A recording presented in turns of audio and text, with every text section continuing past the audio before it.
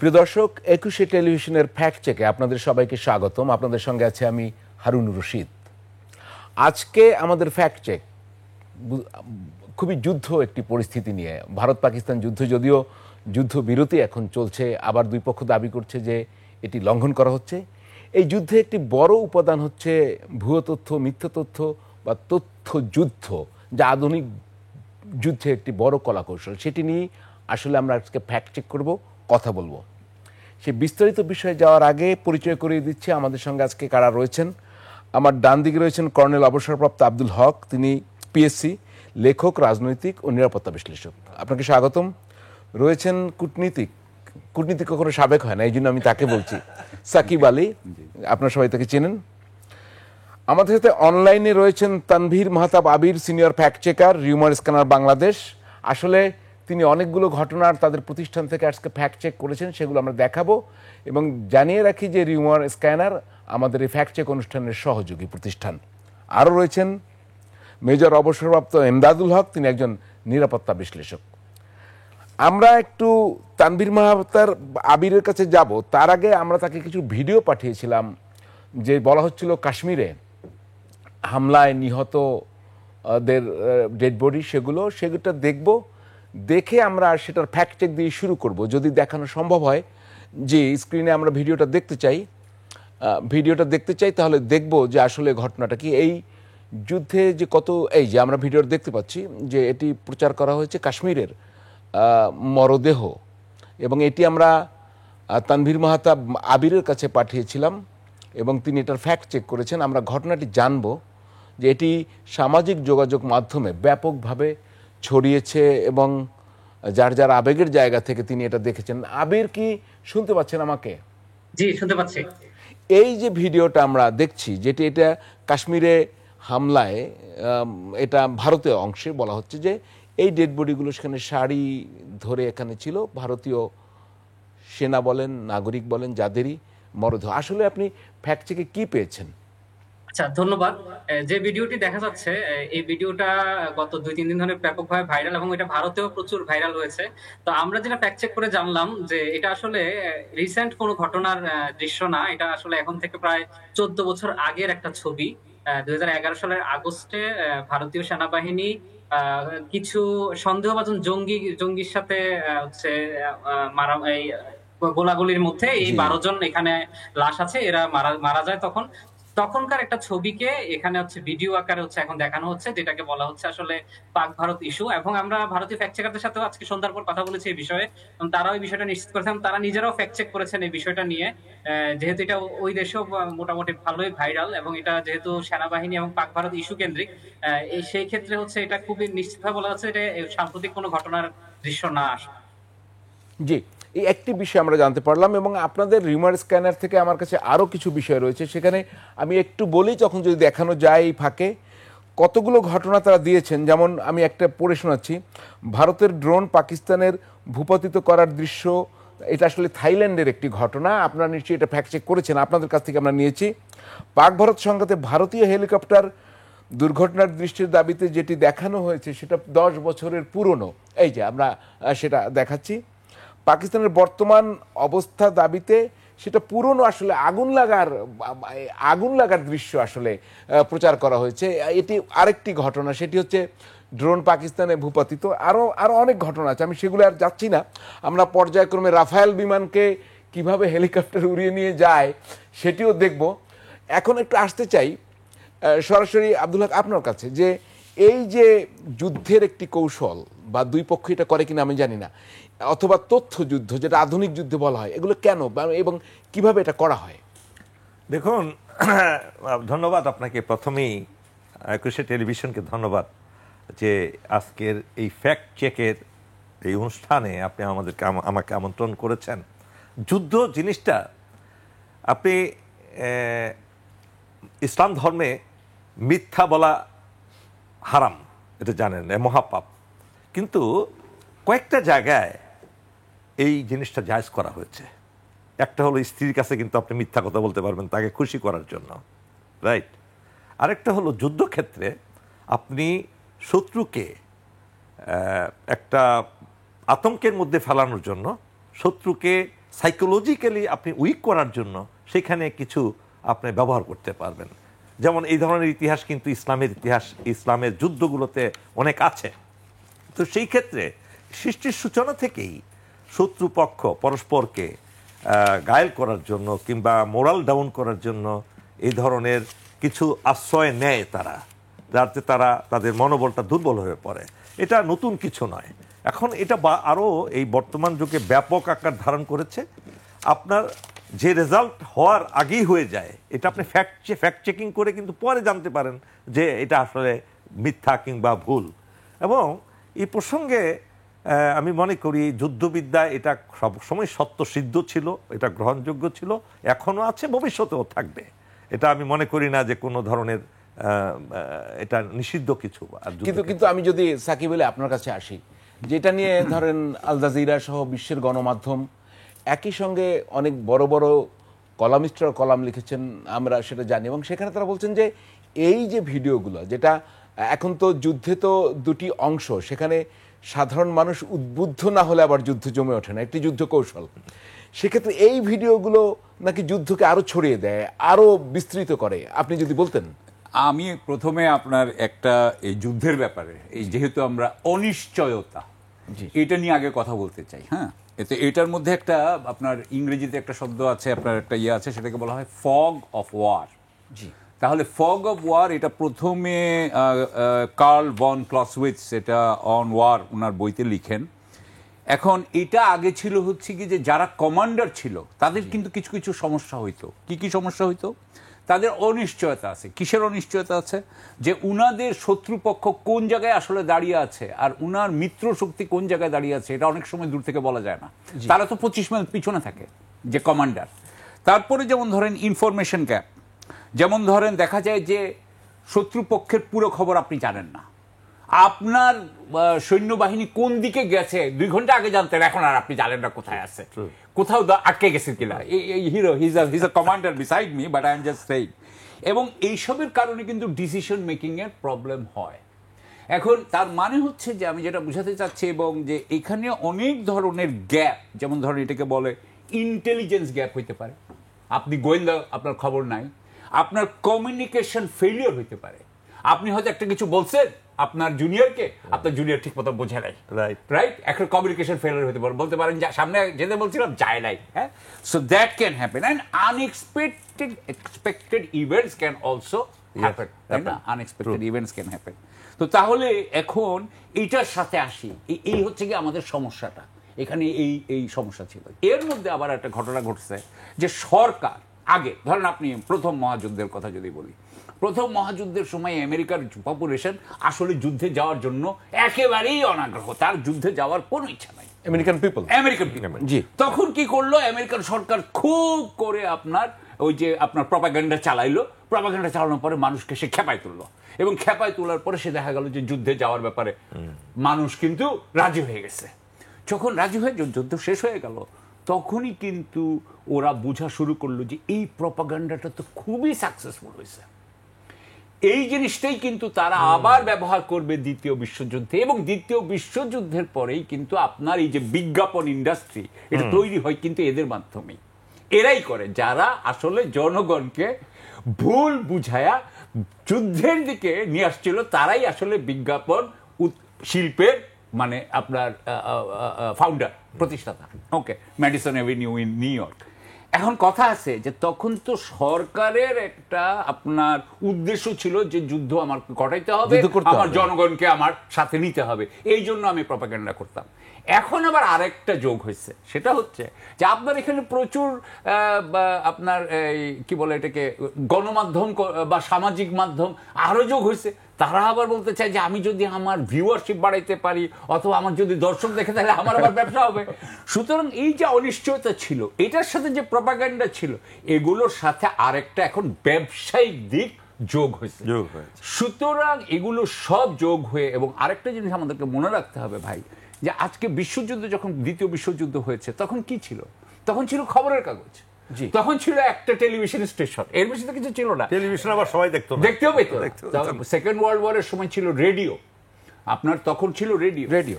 এখন আমরা সবার হাতে একটা করে টেলিভিশন, জি। রেডিও, টেলিভিশন সব সবকিছু একসাথে। All in one. এখন জহিরটা যেটা হয়েছে যে যেহেতু আমরা অনেক বেশি কানেক্টেড হয়ে গেছি, ফলে এই যে এইখানে এই এবং প্রযুক্তির যে এআই আর সবকিছু এটা মিলে এখন কিন্তু ওই একটু আগে দেখালো যে পুরনো জিনিস করানো 10 বছর সম্ভব। আগের পুরনো, জি। হ্যাঁ, প্রযুক্তির কারণে আপনি কিন্তু এখন সেদিন দেখছিলাম আমি একটা যে যে ওদের যে আইএসপিআর আছে না আপনার পাকিস্তানের যে ওনার যে শরীফ আহমেদ চৌধুরী লেফটেন্যান্ট জেনারেল, উনি মুখে বলছেন যে পাকিস্তানের 2টা J-10 J-17 ভূপাতিত হয়েছে। আসলে উনি কিছুই বলেন নাই, কিন্তু উনার মুখ দিয়ে বলা হচ্ছে জি। এগুলো করা এখন সম্ভব। ফলে হচ্ছে কি যে এই যে কিছুক্ষণের জন্য আপনি মানুষকে ভুল বুঝিয়ে এই যে অনেক পয়সা কামিয়ে নিতে পারেন, এটার কারণেও এটা বেড়েছে বলে এখন। জি, মেজর এমদাদ শুনতে পাচ্ছেন তো? জি জি, যুদ্ধে তাহলে কি গুজব জয়ী হয় এবং যুদ্ধ কি এখন ব্যবসা? সহ আলোচক দুজন আছেন। আমি কর্নেল হক আমার অত্যন্ত প্রিয় ভাজন, আমরা অত্যন্ত কাছের মানুষ। অনেকদিন পরে আজকে এই টেলিভিশনের স্টেশনে এসে আবার যোগাযোগ হচ্ছে। তো আমি প্রথমে যে কথাটা বলবো, ইংরেজিতে একটা প্রভাব আছে, সেটা হচ্ছে the first casualty of the war is the truth. এটা মনে রাখবেন, যুদ্ধের প্রথম শিকার হচ্ছে সত্য। The first casualty of the war is the truth. আর এর বাইরে ধরেন দ্বিতীয় বিশ্বযুদ্ধে গোয়েবলস তো পৃথিবী খ্যাত হয়ে গেছে, become a legend for his এই যে গোয়েবলসীয় তথ্য যুদ্ধের মধ্যে ছড়ানো, এটা। আর মধ্যে সানজু আবার একটা কথা বলেছেন যে অত্যন্ত বিখ্যাত, তাকে একদম এই যুদ্ধবিদ্যার সবচাইতে পুরোদা পুরুষ। সানজু বলেছেন যুদ্ধে যাওয়ার আগেই শত্রুর মনে এমন একটা জিনিস সৃষ্টি করবে যেন শত্রু যুদ্ধে আসার আগেই তার মনোবল যুদ্ধে না আসার জন্য একটা অবস্থা সৃষ্টি করে। আমার মনে হয় এই সবগুলো অ্যামালগামেট করে বর্তমানের যে যুদ্ধ যারা পরিচালনা করছেন, কৌশল প্রণেতা আছেন, তারা এই যে সাই ওয়ারফেয়ার কথাটা আছে, ইটস এ বিগ সাইন্স। সাই ওয়ারফেয়ারটা বর্তমান আধুনিক যুদ্ধে সবচেয়ে বড় জিনিস। কেন আমি যখন বলি, আজকে আমি ফোর্স, আপনি জানেন ফোর্সের এডিটর ইন চিফ প্রভিনসন, অত্যন্ত বিখ্যাত ব্যক্তি, 40 বছর ধরেই শুধু এই সমরবিদ্যার উপরেই শুধুমাত্র সাংবাদিকতা করে যাচ্ছেন। ওনার একটা কথা আজকে আমার খুব ভালো লেগেছে, যে he was comparing between the two sides of Pakistan and India what was going on, কারা এস্টাবলিশ করতে পেরেছে যে তার তথ্যটাই সঠিক। তখন সে বলল, সত্য তথ্য যদি উপস্থাপন করে মানুষের মনে সেটাকে সত্য হিসেবে প্রতিষ্ঠিত হয়, সেখানে সত্য আশ্রিত মিথ্যা থাকতে হবে কিছু, কিন্তু সব মিথ্যা দিয়ে তুমি পার পেয়ে যাও। সত্য আশ্রয় কি? যেমন এই যে আপনি রাফায়েলের কথাটা টেনে আনবেন, সেখানে পাকিস্তানের যে ডেপুটি এয়ার চিফ অপারেশন, তার যে পুরা একটা বোর্ডের মধ্যে সমস্ত কিছু ডেপিক্ট করে, সেখানে বিদেশি সাংবাদিকদের একটা একটা করে how the Indian air force was taking off and how তাদের AI strategic centre within a second signal was giving, তাদের কাছে কিভাবে সিগন্যাল দিচ্ছিল, এবং সেখান থেকে তাদের যে এই যে J-10 কিভাবে ফ্লাই করে যাচ্ছে, সেখানে তারা কোনখান থেকে এনগেজ করছে, সেখান থেকে তার র্যাডারের যে ব্যাপ্তি, তার যে বিস্তৃতি, এটা যে রাফায়েলের পাইলট বুঝতে পারে নাই, সেগুলো সে যেভাবে বুঝিয়েছে, এবং রাফায়েলের পাইলটের in between conversation, that was also recorded and he allowed the journalist যে এটা শুনো, দেখো তাদের পাইলট কি বলছে। সুতরাং সনির কথা হচ্ছে, প্রভিনসনের কথা হচ্ছে, দে হ্যাভ এস্টাবলিশড তাদের অংশটুকু, তাদের যে সত্য বা তাদের যে সেখানে কিছু জিনিস তাদের মধ্যে আছে এক্সাজারেশন, বাট সমস্ত পৃথিবীর সাংবাদিকদের জন্য একত্র করে দে হ্যাভ গিভেন। বাট পাশাপাশি ভারত সেটা না করে মধ্যখানে ফরেন সেক্রেটারি বসে আর দুই পাশে দুজন সামরিক বাহিনীর কর্তাকে বসিয়েছে, বাট সাংবাদিকদের সরাসরি কোনো ধরনের ব্রিফিং না করার কারণে প্রবীণ স্বামীর কথা হচ্ছে এই যে দেখো, তাইলে সারা তারপর দিন দেখা গেল কি সব মিডিয়াগুলো প্রায় যেটা নিউজ কভার করেছে, তার মধ্যে দেখা গেল পুরোপুরি পাকিস্তানের ভার্সন যেটা দিয়েছে সেটাই প্রাধান্য পেয়েছে। এখন কথা হচ্ছে এই যে আপনি ফ্যাক্টস চেক করবেন, এই যে আমাদের ভাই ফ্যাক্ট চেক করে আমাদের জানাচ্ছেন আজকে এতদিন পরে, কিন্তু ইনিশিয়াল যে ইম্প্যাক্ট যেটা সৈন্যদের উপরে, সাধারণ মানুষের উপরে, রাজনৈতিক নেতৃবৃন্দের উপরে বা রাজনৈতিক তাদের বিরোধী দল যারা আছে তাদের উপরে এই যে একটা নেতিবাচক প্রভাব ইতিমধ্যে সৃষ্টি হয়ে যায়, সেটা কিন্তু যুদ্ধের মাঠে ব্যাপক একটা প্রভাব রাখে। সেটার প্রভাবটা কি? প্রভাবটা হচ্ছে তার মনোবল ভেঙে যাওয়া অথবা মনোবল চাঙ্গা হওয়া। যেমন আমি দেখেছি পাকিস্তানের এখান থেকে তারা তারা দে ওয়ার লঞ্চিং মিসাইল প্যাডে যখনই তারা ওটা লঞ্চ করছে, সমস্বরে তাদের যে চিৎকার, সমস্বরে তারা যে তকবির দিচ্ছে, ধরেন এইটা আবার তার সাধারণ মানুষ যখন এটা দেখছে, তার মধ্যে যে প্রতিক্রিয়া হচ্ছে এটা নিশ্চিতভাবে ইতিবাচক। আবার আপনি যখনই বলছেন যে আমার যেটা যেমন বলা হচ্ছে Indian prime minister was in commitment trap, এটা কিন্তু নতুন একটা জিনিস। আমাদের হক কিন্তু লেখাপড়াতে আমার অনেক আগে আছে, কর্নেল হক অনেক অনেক না, এটাই বলছি আমি সত্য কথাটাই, মানে he is one of our আলহামদুলিল্লাহ one of the best officer Bangladesh army produce. আলহামদুলিল্লাহ। তো এবং সেটা সত্যবাদিতার জন্য। এখন হককে যদি সাই ওয়ারফেয়ারে দেওয়া হয়, হক কিন্তু সহজে পারবে না, এটা আমি ধরে রাখতেছি। Sorry sir, thank you. এটা না, এটা কেন এসব মিথ্যাকে এইভাবে সত্য বানানো পসিবল? কারণ শুরুতেই ধর্মীয় দৃষ্টিকোণ থেকে কোথায় মিথ্যা বলা যাবে এটা হক কিন্তু বলে দিয়েছে। কিন্তু এখানে এই যুদ্ধক্ষেত্রে যেটা নয় সেটাকে আপনাকে এস্টাবলিশ করতে পারাটাই হচ্ছে সাই ওয়ারফেয়ার। আপনি যেমন বলছেন সনি যেটা বলছে পাকিস্তানের সেটা লুফে নিয়েছে, তার কথা হচ্ছে ইন্ডিয়ান এয়ারফোর্স জানতো যে এই যে C-10 এর তার যে এত লম্বা নোস আছে, এটা তার স্টাডি করতে দেয় ফেল। এটা কি হচ্ছে এখানে, এটার মধ্যে তার রেডার, এটা এই পুরো লম্বাটায় রাডার এবং এটার ব্যাপ্তি 300 কিলোমিটার পর্যন্ত। ভারতীয় এয়ারফোর্সের কর্তাদের ধারণা ছিল এটা ম্যাক্সিমাম 200, কিন্তু এটাতে 300 পর্যন্ত দেখছে ওটার পর সাথে সাথেই এটা কিন্তু রাফায়েলের পাইলট ওয়াজ আনওয়ার্ডলি এটা বলা হয় contested air space. Contested air স্পেসে আসার আগেই আপনার C-10 থেকে ফায়ার তার কি বলে মিসাইল, যেটা তার কাছে একেবারেই সে আনওয়্যার কর। তো এই যে জিনিসগুলো, এটা যখন সত্যই সাধারণ সাংবাদিকদের সামনে, পৃথিবীর বিভিন্ন মিডিয়ার সামনে যখন তুলে ধরলো এবং বলা হলো, আরেকটা জিনিস এখানে আসছে দেখেন, আমি বিশ্বাস করছি সেটা হচ্ছে এই ঘটনার পরপর দিনেই যারা রাফায়েলের যে প্রস্তুতকারক সংস্থা ডুসেন্ট এরকম একটা নাম করা, তাদের শেয়ারের মূল্য তাদের পড়া শুরু করে। দেখেন কোথার সাথে কোথায় লিঙ্ক হয়ে যাচ্ছে। আর ওদিকে যারা চেংদু, যারা এই C-10 তৈরি করেছে, তাদের 18% উপরে চলে গেছে, প্রায় 20% তাদের শেয়ারের মার্কেট বেড়ে গেছে রাতে। এখন যদি ধরেন পাকিস্তানের প্রচার প্রপাগান্ডা যদি বলে, যদি সত্য যদি না হয়, তাহলে রাফায়েলের দাম এভাবে একদানে নোজ ডাইভ হলো কি করে? দেখো শেয়ার মার্কেট কিভাবে পড়ে গেছে তাতে। যেহেতু people comes to know that Rafale is not invincible, not untargetable. এখন একইভাবে আপনার চাইনিজ ইয়ের মধ্যে এখন দেখেন এয়ারক্রাফটের ওটার দাম বেড়ে গেছে। এই দুটো জিনিস, এই তথ্য যখন আপনি হাজির করবেন অন্য অনেক কিছু এক্সাজারেশনের সাথে, মানুষ কোনটাকে এখন বিশ্বাস করবে তাইলে বলেন? যার জন্য এই যে প্রবীণ সোনি যে কথাটা বলছে, আমি এটা করে শেষ করছি স্যার। কথা হচ্ছে আপনি যখন সাই ওয়ারফেয়ারে যাবেন, সেখানে সত্য হিসাবে মিথ্যাকে যদি প্রতিষ্ঠিত হয়, আপনার অনেকগুলো সত্য সেখানে আপনাকে মানুষের সামনে হাজির করতে হবে। তার ভিতরে একটা দুইটা আপনি দিতে পারেন ঢুকায়, কিন্তু সম্পূর্ণ মিথ্যার উপরে you can't stand. Thank you. চমৎকার ব্যাখ্যা। ফ্যাক্ট চেকে দর্শক আমরা একটা বিরতি নিচ্ছি, বিরতির পর ফিরবো একটু পরেই, সঙ্গেই থাকুন।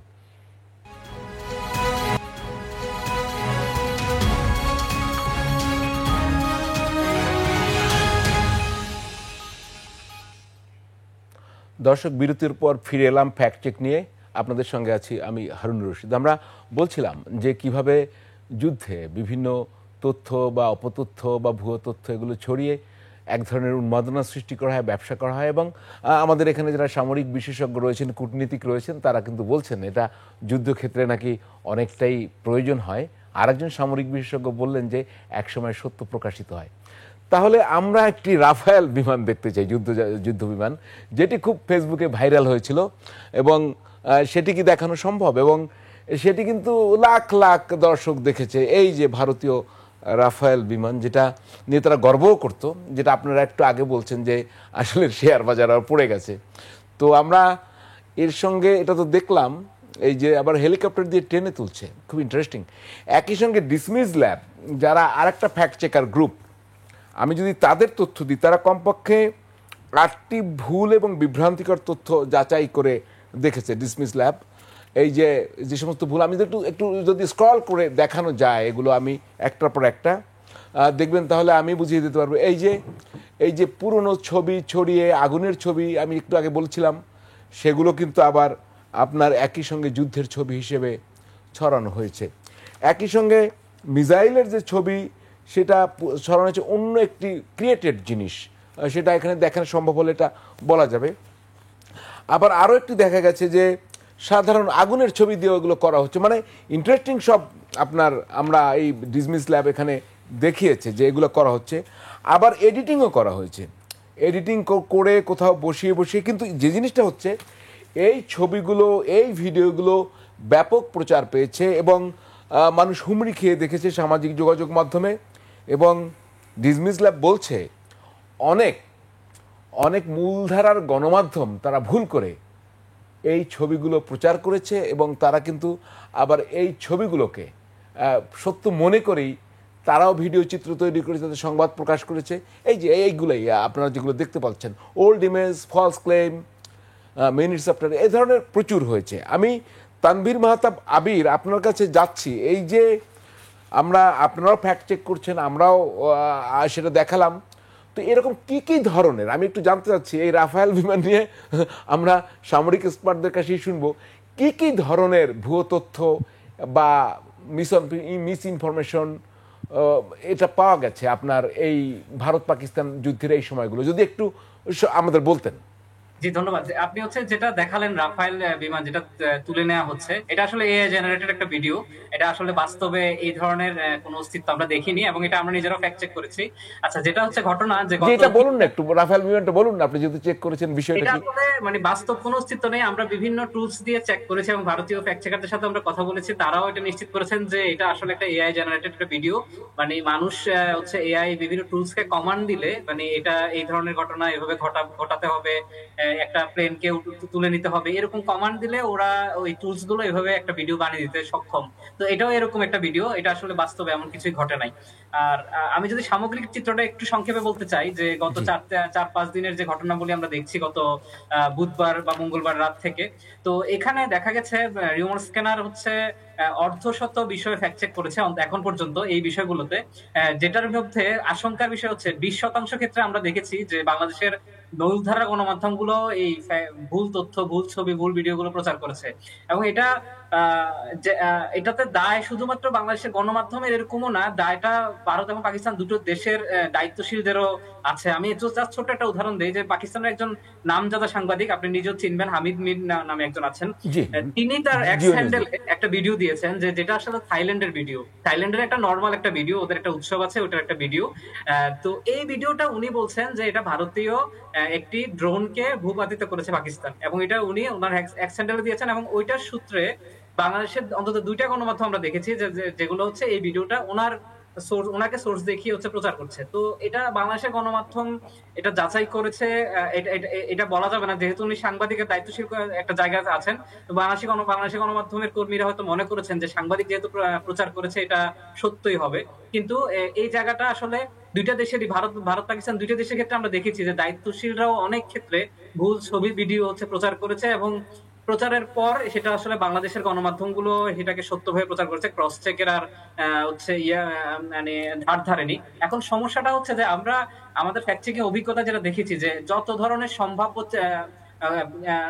সম্ভাব্য উপায় আছে সবগুলো উপায় আসলে এই পাকিস্তান ভারতের এই সংঘাতে ব্যবহার করা, যে এটাতে যেরকম এআই ইউজ করা হয়েছে, পুরনো ছবি ইউজ করা হয়েছে, আমরা দেখেছি গাজার ভিডিও এখানে প্রচার করা হয়েছে, যেটা ফিলিস্তিন গাজা নিয়মিত বিভিন্ন দৃশ্য আছে যেগুলো আসলে ইজিলি সার্চ করলে পাওয়া যায়। এটাকে ভারত পাকিস্তানের দৃশ্য হিসেবে দেখানো হয়েছে। আবার ভারতে কোনো কারখানার একটা ভিডিও, সেটাকে আমি আজকে দেখলাম দুপুরে, যে বাংলাদেশের একটা নামজাদা ইংরেজি গণমাধ্যম, নাম বলছি না, ওই গণমাধ্যমে প্রচার করেছে যে পাকিস্তান ভারতে ঢুকে বা ভারতের একটা ড্রোন ধ্বংস করেছে। তো এটা আসলে নর্মাল একটা ঘটনা, কারখানার বিভিন্ন একটা ঘটনা, এটা নর্মালি হতেই পারে। আবার এই ধরনের ঘটনাগুলোকে হচ্ছে পাক ভারতের ইস্যুর সাথে জোর দিয়ে বলা হচ্ছে যে এটা আসলে পাক ভারতের ঘটনা। তো এই ধরনের ঘটনাগুলো অসংখ্য ঘটছে এবং এটাতে আসলে দ্বিধায় পড়ে গেছে সাধারণ জনগণ যে আমি কি বাংলাদেশের গণমাধ্যমকে বিশ্বাস করব না ভারতের গণমাধ্যমকে বিশ্বাস করব, আমি আসলে কার কাছে যাব? কারণ হচ্ছে সবাই আসলে সমান তালে ভুল তথ্য ভিডিও এবং প্রচার করে যাচ্ছে, যেটাতে আসলে বিভ্রান্তির সুযোগ কম বেশি সবারই রয়েছে। জি জি, ধন্যবাদ। এটা তো ঠিকই যে পাকিস্তানের সাংবাদিক হামিদ মির, যিনি জিও নিউজের সাংবাদিক, পৃথিবী খ্যাত সাংবাদিক, তিনি যখন তার এক্স হ্যান্ডেলে কোনো কিছু শেয়ার করবেন তো যে কোনো সাংবাদিক সেটা বিশ্বাস করবেন, তাহলে সেই জায়গাটাও তৈরি হচ্ছে। যারা প্রতিষ্ঠিত সাংবাদিক তারাও কিন্তু এই কাজটি করেছেন। আমরা একটু চলে যাই, মেজর ইমদাদুল ইসলাম আছেন তো আপনি? জি জি জি আছে। ইমদাদুল ইসলাম, আমি এই যে ভুয়া নিউজ, ধরেন প্রতিষ্ঠিত সংবাদ মাধ্যম এগুলো করছে আর তারাও বুঝতে পারছে না, তাহলে যুদ্ধের, ধরেন যে আমরা ইউক্রেন যুদ্ধের পরে এটা আমাদেরকে দূরবর্তী, তার আস্থা আমরা খেয়াল করেছি, আমাদের ঘরের কাছে ভারত পাকিস্তান যুদ্ধ, তাহলে আপনি একটু বলেন তো বড় আকারের যুদ্ধে এই পরিস্থিতিটা কি দাঁড়াবে? আসলে কি যুদ্ধটা কি শুধুমাত্র সাইবার ওয়ার্ল্ডে চলে যাবে? সেটা রূপ কি হতে পারে? না, আসল যুদ্ধ যুদ্ধক্ষেত্রেই হবে। সাই ওয়ারফেয়ারের মধ্যে যদি যুদ্ধ শেষ হয়ে যেত, তাহলে এত এয়ারক্রাফট, এত ট্যাঙ্ক, এত ব্যালিস্টিক মিসাইলস, এত কিছু এআই, স্ট্র্যাটেজিক কম্পিউটিং সেন্টার তৈরি করা, এগুলোর কিছুই প্রয়োজন হতো না। এই হয়তো ভবিষ্যতে লাগবে না। চাইনিজরা নাকি এখন এআইতে এমন অবস্থায় যাচ্ছে যারা কোনো সরাসরি কোনো মানব যুদ্ধে অংশগ্রহণ করা লাগবে না, তারাই এআই যারা আর্টিফিশিয়াল ইন্টেলিজেন্স দ্বারা সৃষ্ট চরিত্রগুলোই যুদ্ধ করে যাবে। এবং সেটা নিয়ে এখন ইউনাইটেড স্টেটস সবচেয়ে বেশি শঙ্কিত এই জিনিসটা নিয়ে। আমি এখানে একটা জিনিস বলি, আপনি যে বলছেন এই যে যুদ্ধবিরতির সূত্রে একটা খুব, আপনারা এটা হয়তো আপনারা দেখাতে পারতেন যে যুদ্ধবিরতির আলোচনা হচ্ছে, দাঁড়িয়ে আছে শরীফ, পাকিস্তানের নওয়াজ শরীফ, নওয়াজ শরীফ তো শাহবাজ শরীফ, শাহবাজ শরীফ, জি। আর এদিকে নরেন্দ্র মোদী ভারতের প্রধানমন্ত্রী। তো এখন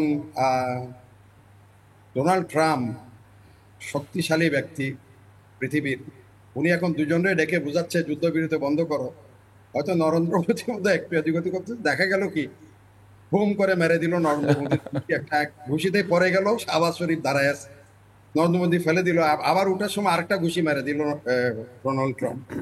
তো এইটা আমাদের সাধারণ মানুষ দেখলে মনে করবে অবভিয়াসলি এদের মধ্যে কথা হচ্ছিল যুদ্ধবিরতি নিয়ে, একদম সাধারণ মানুষদের কথা বলছি। নরেন্দ্র মোদীকে ঘুষি মেরে দিচ্ছেন ডোনাল্ড ট্রাম্প, কথা শুনতেছিল, এবং তার পিছনে কথা হচ্ছে ডোনাল্ডের ঘুষি খেয়ে এখন যুদ্ধবিরতিতে আছে, এই ধরনের কথাবার্তাও আছে। আপনি যে প্রশ্নটা করেছেন, সাই ওয়ারফেয়ার যতই হোক না কেন, আপনি যখন দেখবেন এই গল্প শুনতে শুনতে যখন আপনার সামনে শত্রু এসে দাঁড়িয়ে যাবে, তখন কিন্তু গল্প আর গল্প থাকবে না, তখন আপনার জীবন নিয়ে টানমান হবে। যার জন্য এখন এই যুদ্ধবিরতির ফাঁকে ফাঁকে আজকে আমি দুদেশেরই দেখেছি, এবং পৃথিবীর বিভিন্ন সংবাদ মাধ্যমগুলো তারা একটা অ্যানালাইসিসে গিয়েছে, বিশেষ করে চাইনিজ আর্মামেন্ট নিয়ে। চায়নারা যে এত দ্রুত এগিয়ে গেছে, যেখানে ইউরোপিয়ান মেইন যেটা ফাইটার এয়ারক্রাফট সেটাকে চ্যালেঞ্জ করে বসছে, এবং দ্যাট ওয়াজ ডিফিটেড তারা বলছে, এবং সেটা নিয়ে পুরো ইউরোপ জুড়ে এখন একটা হইচই যাচ্ছে, এবং আমেরিকানরাও এখন একটা ইয়েতে পড়ে গেছে। তো এই যে সেখানে কিন্তু কোনো, এটা গল্পের কিছু নাই এখানে, এটা সত্যিকারের অর্থে যে ঘটনাটা ঘটেছে, রাফায়েল যে ডাউন হয়েছে, এইটা নিয়ে এখন ইউরোপ জুড়ে এখন এখন চাইনিজ এই এয়ারক্রাফট, রাফায়েলের কোনো দেশ যারা যারা অর্ডার প্লেস করেছিল তারা এখন চিন্তা করছে এটা রিভিজিট করার জন্য। এটা যদি ইম্প্রোভাইজ ভার্সন না হয়, এই যে C-10 যদি যেই জিনিসগুলো আছে সেটাকে কিভাবে ফেস করবে, সেগুলো যদি নতুন করে সংযোজন না হয়, তাহলে এইসব অর্ডারগুলি তারা রাখবে কিনা, করবে কিনা। এটা হচ্ছে আপনার সাই ওয়ারফেয়ার দিয়ে চলবে না। সত্যিকারের যুদ্ধের জন্য সত্যিকারের আর্মামেন্টও লাগবে, সত্যিকারের মোটিভেটেড সৈন্যবাহিনীও লাগবে, সেরকম ফারসাইটেডনেস আপনার রাজনৈতিক নেতৃত্বও লাগবে। এখন রাজনৈতিক নেতৃত্বরা যদি ভুয়া সংবাদের উপর বসে তালি বাজাতে থাকে, পরে দেখা যায় তার দেশের সার্বভৌমত্ব নাই, তার দেশের সবকিছু শেষ। এবং সেজন্য যুদ্ধের সত্যিকারের প্রস্তুতি আমাদের দেশের প্রেক্ষাপট, আমি একটা জিনিস বলবো, এখানে সাই ওয়ারফেয়ারে না গিয়ে কে কি করলো না করলো, এই ভারত পাকিস্তান থেকে আমাদের এয়ারফোর্সের জন্য, আমাদের সেনাবাহিনীর জন্য, আমাদের সেনাবাহিনীকে আধুনিকায়ন করার জন্য অনেকগুলো শিক্ষণীয় বিষয় আছে। আমি আপনার এই প্রোগ্রামের মাধ্যমে, আর আমাদের তো সভাপতি এখানে আছেন এই বসা, যা ওনার জি, একটা শুনবো বিরাট তার কাছ ভূমিকা থেকে। জি আছে, একটা বিরাট ভূমিকা আছে, আমি সত্যিকার অর্থে বলছি। জি আমাদের অ্যাওয়ারনেসের সময় আসছে, আমরা কিভাবে আমাদের এখন এখন দেখা যাবে কি, আপনার যেমন আজকে এটাও আমি শুনেছি, একই প্রবীণ সোনির অ্যানালাইসিসে রাগ ডাক নাই, ওনার সাথে ছিল করণ থাপা। করণ থাপারকে বলছে যেখানে শূন্য সংখ্যা অলমোস্ট অর্ধেকের, 17 লক্ষ, আর ধরেন এদের 7 লক্ষ, তাও তো 10 লক্ষ বা 11 এরকম কম বেশি। এখন প্রবীণ সোয়ানির কথা হচ্ছে এটা অলরেডি সাবসাইড হয়ে গেছে। ওরা যে হারে তোমার মডার্নাইজেশনের দিকে গেছে, যেমন আপনার এআই স্ট্র্যাটেজিক কম্পিউটিং সেন্টার যে করেছে, এইটা তারা দত্তব্যের মধ্যে আনে নাই। তো সেখানে এই জিনিসগুলো যেমন আপনার ইয়েতে ইলেকট্রনিক জ্যামিং এর মধ্যে তারা যেটা গিয়েছে বলে যে বালাকোটে যে জ্যামিং করেছিল, সেখানে যে মিগ-21কে যে তারা শর্ট করলো, ডাউন করলো, সেখান থেকেও কিন্তু শিক্ষা গ্রহণ করে। That was a jamming, electronic jamming ছিল। Pilot was blind, he lost his control, he lost the link with his control tower.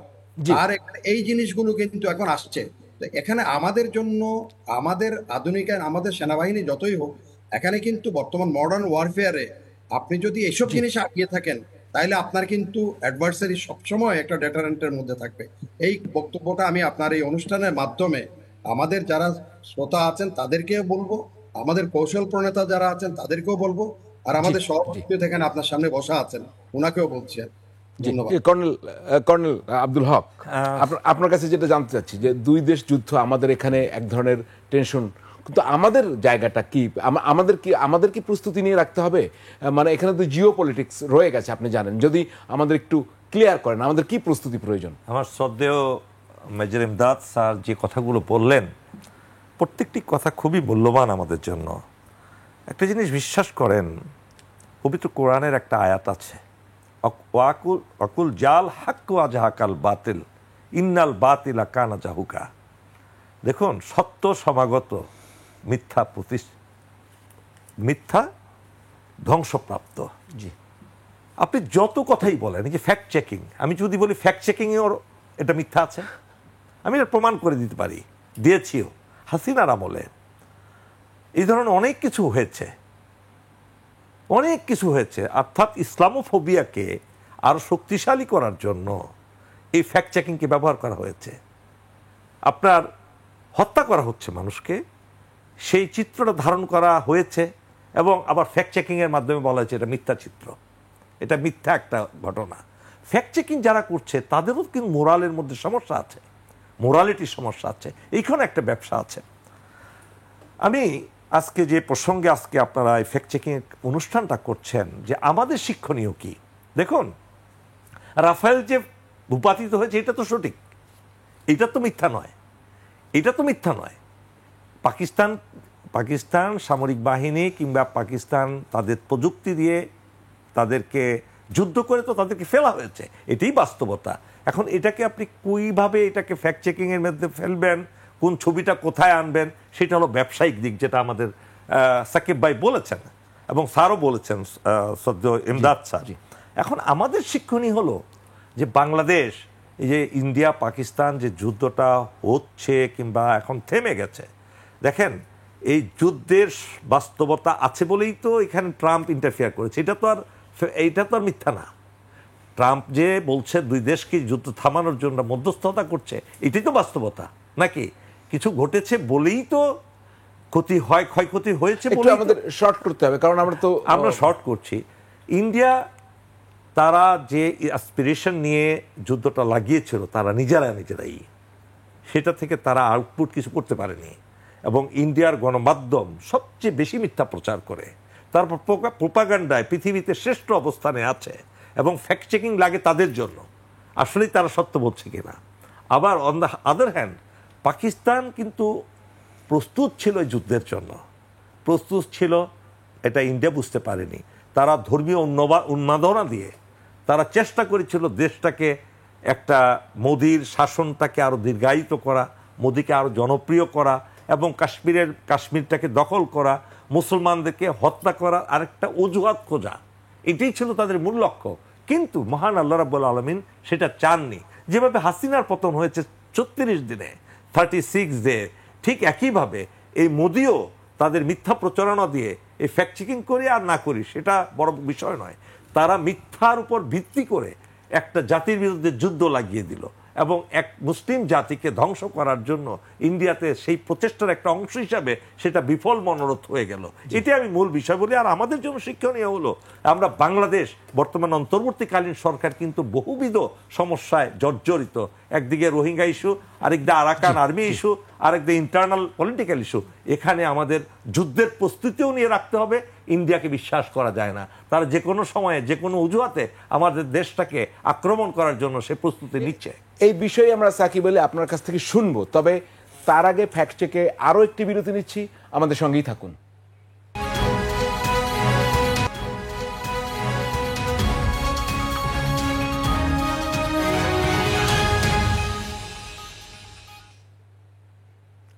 দর্শক, বিরতির পর আবারও ফিরে এলাম ফ্যাক্ট চেক নিয়ে। আমরা আরও একটি ভিডিও দেখব, তার আগে আলাপটি শেষ করে নিতে চাই যেটি দিয়ে ওই পর্ব শেষ করেছিলাম। সাকিব আলী, আপনাকে একটু আমি বলতে চাই যে আমি এইমাত্র ডন খুললাম পাকিস্তানের, সেখানে কিন্তু বিজয় শুরু হয়ে গেছে, বিজয় র্যালি শুরু হয়ে গেছে, আপনি খেয়াল করবেন। এদিকে আপনি খুব ভালো করেই জানেন বিক্রম মিস্ত্রি যে টুইটারের যে পোস্টগুলো, এক্স হ্যান্ডেলের যে পোস্টগুলো, সেগুলো তিনি মুছে ফেলছেন। তাহলে এই যুদ্ধে কি জয় পরাজয় নির্ধারণ হয়ে গেছে? আপনার অবজারভেশন জানতে চাই।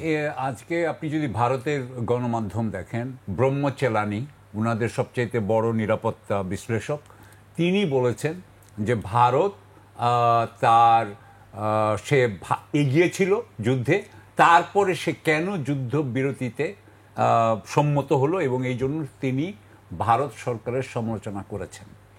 ভারতের সমস্ত গণমাধ্যম ভারত সরকারের সমালোচনা করছে, মোটামুটি প্রায় সবাই। আর যারা যারা দক্ষিণপন্থী, অর্থাৎ যারা যারা মোদির সবচেয়ে বড় সমর্থক ছিলেন, বিজেপি সমর্থক ছিলেন বা আরএসএস এর সমর্থক ছিলেন, তারা আরো বেশি মোদির সমালোচনা করছেন। তারা করার কারণ হচ্ছে, আমরা বলবো দুটো বা তিনটা, আমি এক এক করে বলি। যে রাফায়েল কয়টা পড়েছে, যেমন পাকিস্তান প্রথম রাতেই বলায়, রাতার 6 তারিখে, 7 তারিখ সকালবেলা, 6 তারিখ রাত 1টা থেকে 1:30টার মধ্যে ঘটনা ঘটে। সেখানে ভারত আপনার 9টা জায়গায়, আমরা যতটুকু মনে পড়ে, জম্মু মানে পাকিস্তান কাশ্মীর, আজাদ কাশ্মীর এবং পাঞ্জাবের ভাওয়ালপুর সহ 9টা জায়গায় ক্ষেপণাস্ত্র তারা আক্রমণ করে। এই ব্যাপারে কিন্তু পাকিস্তান কিন্তু বলে নাই যে এই আক্রমণ হয় নাই, বরং তারা স্বীকার করেছে এই আক্রমণ হয়েছে। এই সময় 6 তারিখ সকালবেলা পাকিস্তান বলে যে তারা 5টি এয়ারক্রাফট বিমান ফেলে দিয়েছে, 3টা রাফায়েল, একটা সু-30 আমার যদি মনে থাকে, আর আরেকটা বোধহয় মিগ 29 আর 21। কিন্তু তখন ভারতের যে সরকার, বিক্রম মিস্ত্রি এবং তার পাশে যে দুইজন বসে থাকেন, তারা কিন্তু ডিসিশন নিলেন যে তারা কোনো প্রশ্নের উত্তর দিবে না, এবং তারা এই প্লেন নিয়ে, এই বিমান বাহিনী যে পড়েছে, ভূপাতিত হয়েছে, তার ব্যাপারে ওনারা কোনো কথা বলবেন না, কোনো কথা বলেননি। এবং এই যে যখন বলেন নাই, এবং একটু আগে মেজর ইমদাদ উনি বলছিলেন কিন্তু যে ডিএমও বোধহয় বা এয়ার চিফ অপারেশন তিনি কিভাবে সব মানে আপনাকে পুঙ্খানুপুঙ্খ করে সারাক্ষণ বলছেন। সুতরাং এখানে যে যুদ্ধটা হয়েছে, সেখানে তথ্যের যুদ্ধে পাকিস্তান জিতেছে, ভারতের বিমান অবশ্যই ভূপাতিত হয়েছে, এই বিষয়ে আমাদের কোনো সন্দেহ নাই। এবং শেষমেশ যেটা হয়েছে তারপরে, হ্যাঁ বলেন আপনি। আমরা আরেকটা ভিডিও দেখি, আমরা কেন এই যুদ্ধে। আপনি দেখেন, আমি ময়ূখ রঞ্জনকে না নিলে তো হয় না, রিপাবলিক বাংলা, তিনি কি বলছেন একবার শুনুন। কি চাল ডাল তেল নুন আটা এই সমস্ত কিছু বাংলাদেশ কি ভারতের থেকে পেতে চায় না মিসাইল পেতে চায়? ছবিগুলো দেখাচ্ছি, দীপাবলির ছবি। আপনারা পাকিস্তানিদের সাথে না বিপক্ষে? বাংলাদেশের এত মানুষ পাকিস্তান জিন্দাবাদ বলছে কেন? তারিকুল ইসলাম ভুঁইয়া, তারিকুল ইসলাম, আরে শুনুন না, আরে শুনুন না, আরে চাল ডাল দিচ্ছি তো, আচ্ছা আচ্ছা ক্যাডবেরিও দেবো, আরে শুনুন না, যদি চোখ তোলে তাকায় কি বলছে, টুকটাক টুকটাক করছে।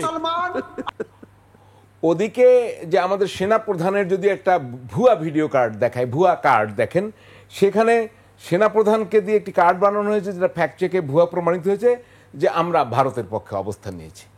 মানে আমি বলতে চাই যে এখানে ভারতের কি স্বার্থ? বাংলাদেশকে তারা এই যুদ্ধের ভিতরে কেন টার্গেট করে? আপনি বলেন, আপনি খুব সংক্ষেপে বলবেন, আমরা ওনার কাছ থেকে 2 মিনিট শুনবো কেন বাংলাদেশকে জড়ায় তারা। এক বাক্যে আপনি যদি জানতে জি, চান, এক বাক্যে জানতে চাই। ফ্যাসিস্টদের এনিমি লাগে, ফ্যাসিস্টদের এনিমি লাগে। সুতরাং বাংলাদেশ এনিমি হলে তাদের জন্য ভালো, পাকিস্তান তাদের এনিমি হলে ভালো। আপনি দেখবেন যে যখন আমাদের এখানে শেখ হাসিনা ছিল, উনার অনেক এনিমি ছিল, উনি এনিমি বানাইতেন। এনিমি ছাড়া, যেমন ধরেন আপনি নাৎসি পার্টি বলেন, আপনি মুসলিনি বলেন, প্রত্যেকের এনিমি লাগে।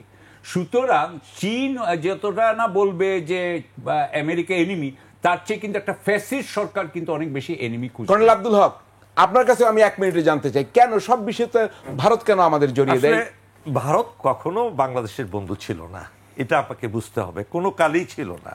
স্বাধীনতা যুদ্ধের সময়ও ছিল না। স্বাধীনতা যুদ্ধের সময়ে প্রতারণামূলকভাবে 7 দফা চুক্তি করে আমাদের দেশটাকে দখলে নিতে চেয়েছিল, পারেনি আমাদের সেনাবাহিনীর জন্য।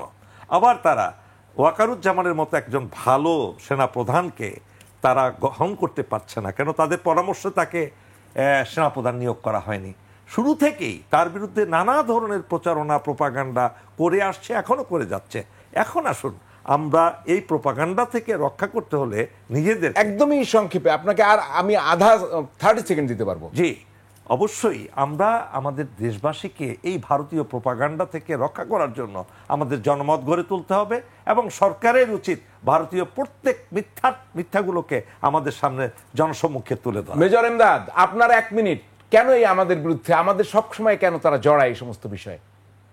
না, হ্যাঁ, লাদাখে যখন খুব হইচই যাচ্ছিল তখন ধরেন শ্রীলঙ্কা, মালদ্বীপ, ইভেন কি নেপাল, সবগুলো কিন্তু পাকিস্তানের চীনের পক্ষে অবস্থান নিয়েছিল। আমাকে সেদিন আমেরিকান এনবিসির একটা অফশুট, ওদের বোধহয় আরেকটা চ্যানেল আমাকে প্রশ্ন করলো, এই যুদ্ধ অবস্থায় এখন বাংলাদেশের অবস্থান কোন দিকে যাবে?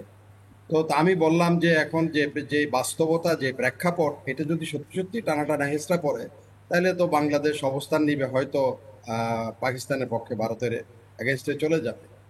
এরপরে যে পরিমাণ গালাগাল আমার বক্সে এসে জমা হয়েছে, আমি এখন এই আর বেশি করে তো আর এটা তার এখন টানাটানি বিষয় হচ্ছে, এটা স্বাভাবিক। এটা ভূ রাজনীতিতে টানাটানি করা এটা অস্বাভাবিক নয়, এ টানবে। কারণ আপনাকে বাংলাদেশকে এত হেলা ফেলার কিছু না।